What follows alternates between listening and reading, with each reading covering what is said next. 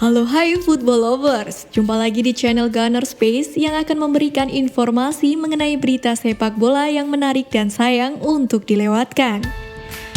Kali ini kita akan bahas berita Nigel Winterburn ragukan Arsenal.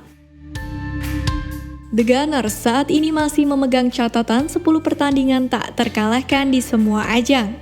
Termasuk diantaranya kemenangan meyakinkan di Premier League atas Leicester City dan Tottenham.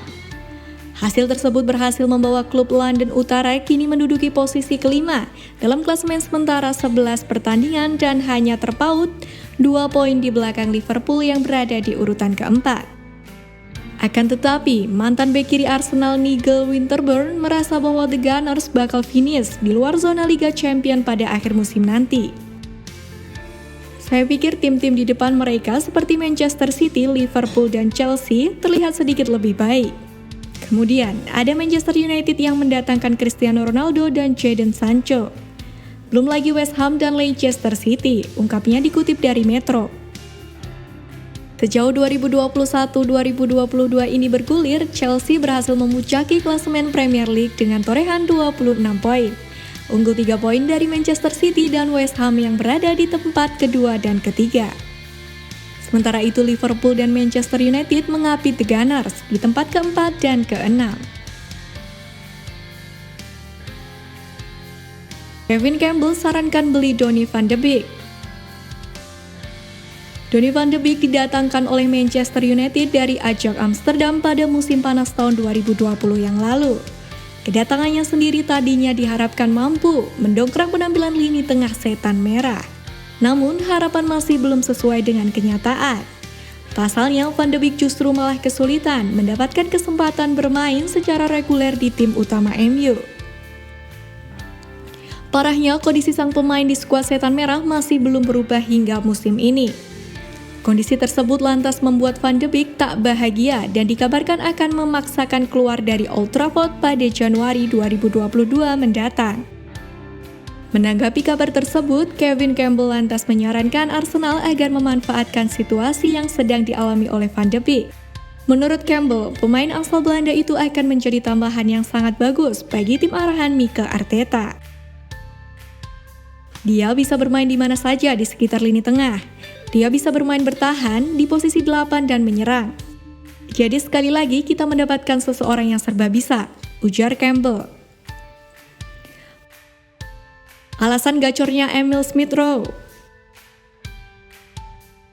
Emil Smith-Rowe kini telah menjadi andalan dalam starting 11 besutan Mikel Arteta sejauh musim ini dan berperan penting dalam perjalanan The Gunners meraih 10 pertandingan tak terkalahkan di semua kompetisi. Pemain berusia 21 tahun itu telah mencetak 4 gol dalam 11 pertandingan di Premier League musim ini. Lebih banyak 2 angka ketimbang yang dia dapatkan sepanjang musim lalu. Dan legenda Arsenal Ian Wright menceritakan bagaimana lulusan Akademi The Gunners itu datang kepadanya untuk meminta nasihat dalam meningkatkan jumlah golnya setelah kerap mengalami kesulitan di depan gawang. Itu adalah sesuatu yang sangat dia khawatirkan saat itu. Dia berkata, saya ingin mencetak lebih banyak gol. Dan saya mengatakan kepadanya, dengan selain menciptakan peluang, ada saat-saat di mana Anda masuk pada situasi seperti itu, untuk mencoba membuat lebih banyak tembakan dalam permainan. Dan sekarang dia melakukannya, ujar Wright. Dan kini Arsenal masih unbeaten di 10 pertandingan terakhir. Catatan tak terkalahkan Arsenal tersebut sukses membawa mereka naik ke posisi kelima dalam klasemen sementara Premier League sebelum jeda internasional November.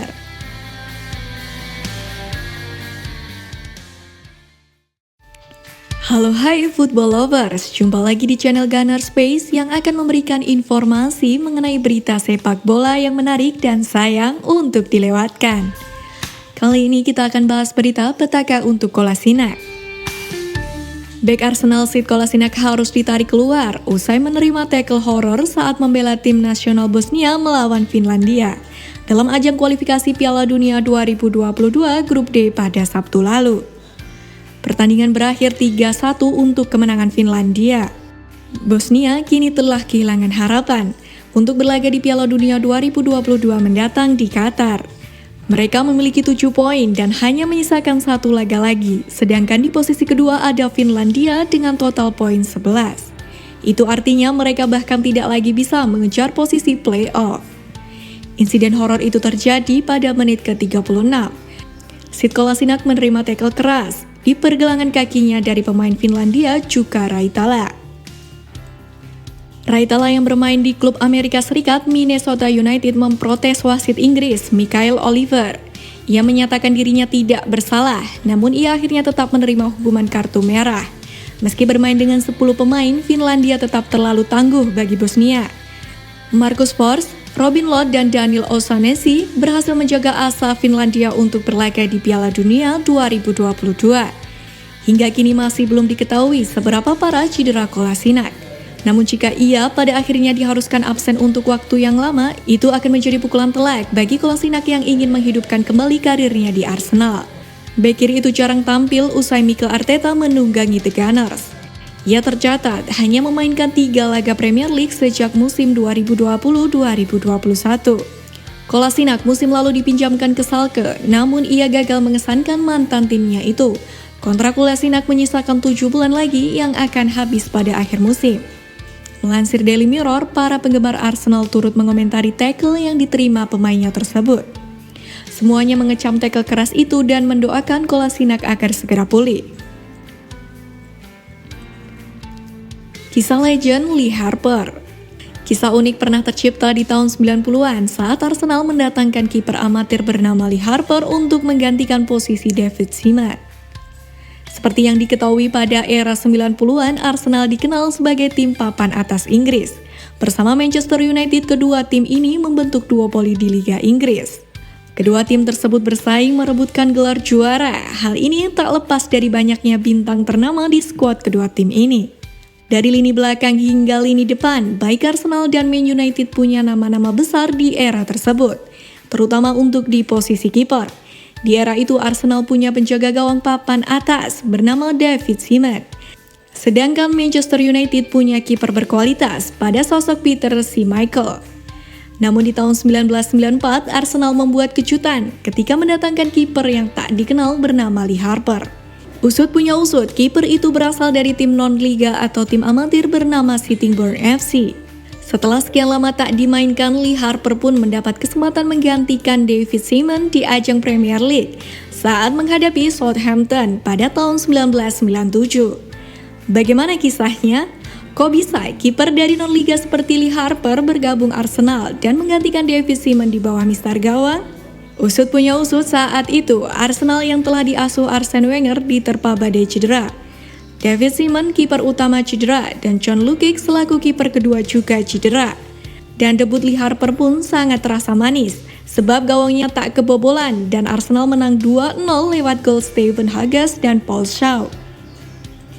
Apiknya penampilan itu diyakini Lee Harper akan membuat namanya melambung dan mulai diperhitungkan oleh Arsene Wenger. Sayangnya hal tersebut tak terwujud.